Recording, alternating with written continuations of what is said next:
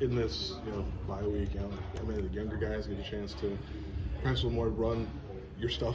Yeah. Just what did you may see from that group, maybe taking advantage of that opportunity? So a lot of guys that were eager to get better. When you're on the look squad for the season, at times you can get lost within your own scheme, and so I think it's been good to just refocus, recenter on the fundamentals of what we're doing defensively, and they went out there and they executed our base package pretty well, and guys are flying around having fun and practicing and playing football the right way. Anybody in particular stand out to you? I'm not any one guy, just I think the collective group. We're excited about a lot of guys, obviously, but just as a group, just the communication and the execution was what we're looking for, and that's what I saw for the most part. Gabe obviously was on some third down, bigger role probably coming for him. How do you guys coach him with maybe those first and second down responsibilities? What's been that process this week? Yeah, Coach Kane's done a great job of just spending some extra time with them, and Gabe's done a good job of not making the same mistake twice. Obviously his role will increase naturally, and just the more comfortable he gets, the more experience he gets. We feel comfortable getting him out there, and he's been doing a good job, and he's been out there, and I just got to continue to keep working and keep improving. UTC's been putting up quite a few points. Mm-hmm. What do you see from their offense? They execute at a high level.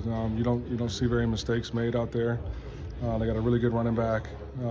He plays behind his pads. He's hard to bring down, low center of gravity, and gets vertical. He likes playing north and south. They got a litany of wideouts that are all very similar, that they move around in different spots, that execute. Quarterback's an athletic guy, can extend plays with his legs, gets the ball out on the perimeter. He boots to your right and to your left, which is unique.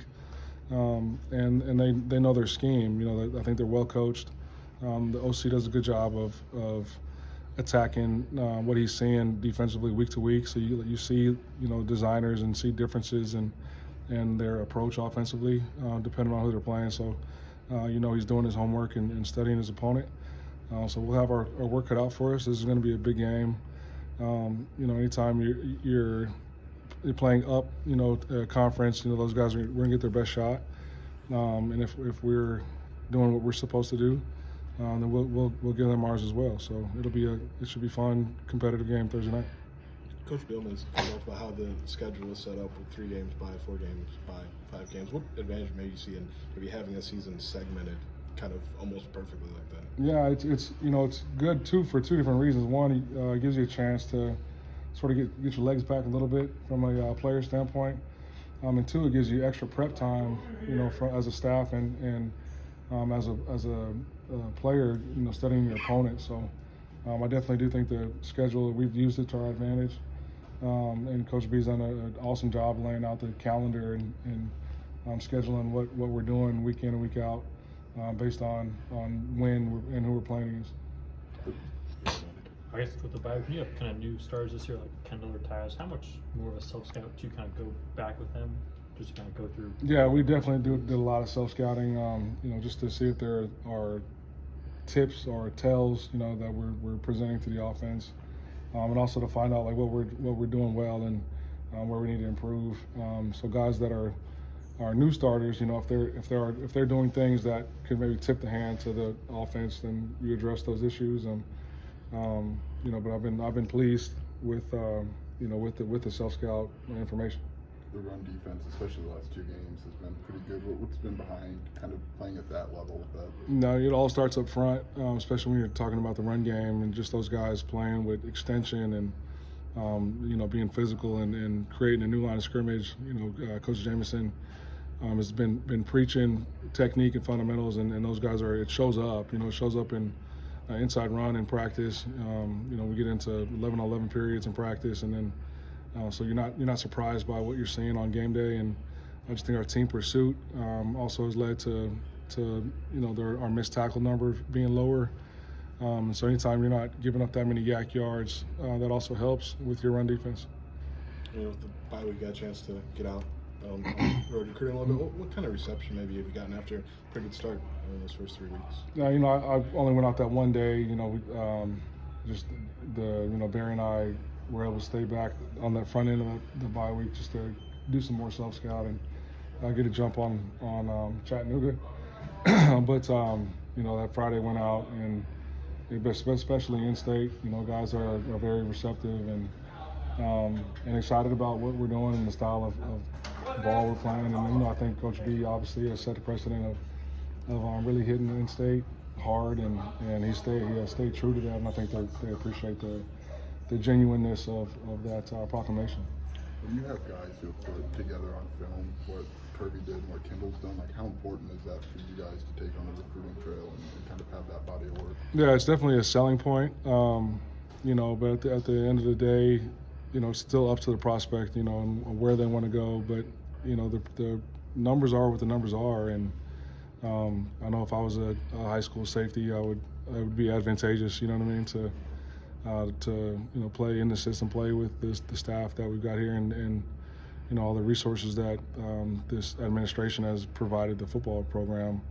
And you know, you get obviously a coach like Coach B. You know, it's set up to be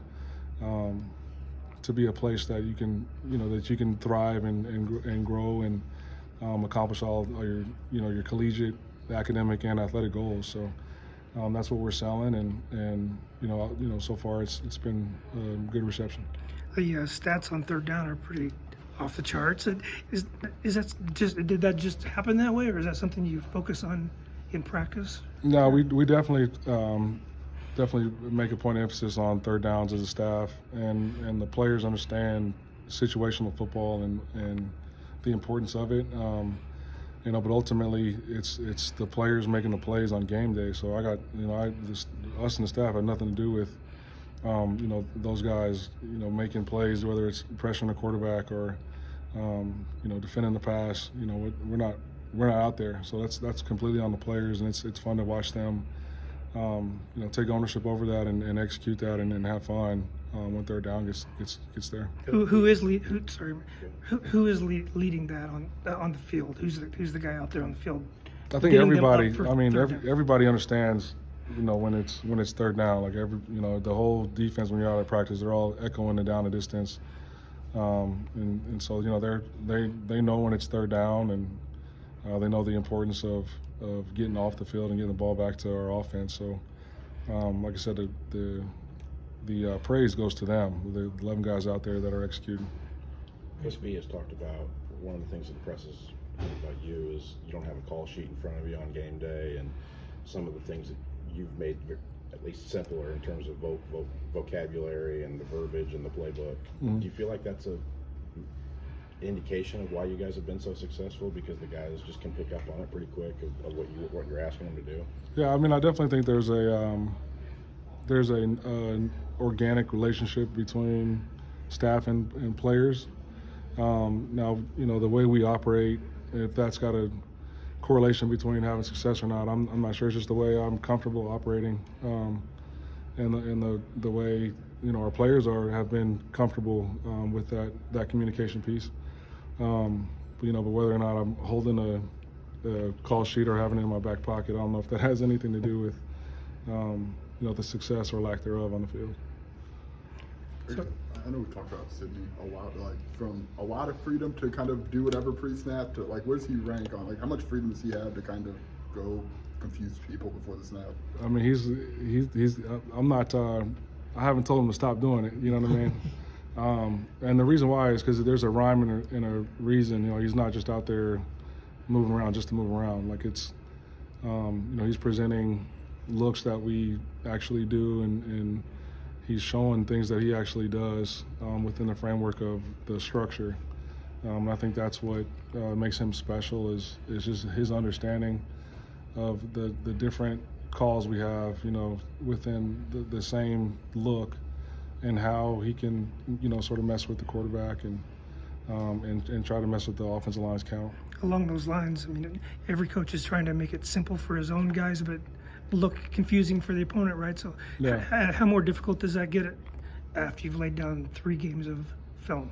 You know, I'm not sure in terms of like what the offenses are seeing or you know, how they're preparing. I just know, you know, from our standpoint, I think our staff's done a really good job of being able to identify issues or problem plays, and get that relayed pretty quickly, you know, from the box to the sideline, and then you know, communication from the sideline to the players, and then, you know, you flip it around to the game. You know, our guys do a good job of adjusting, and I think that's just another year in the system. You know, both from a players and a staff standpoint.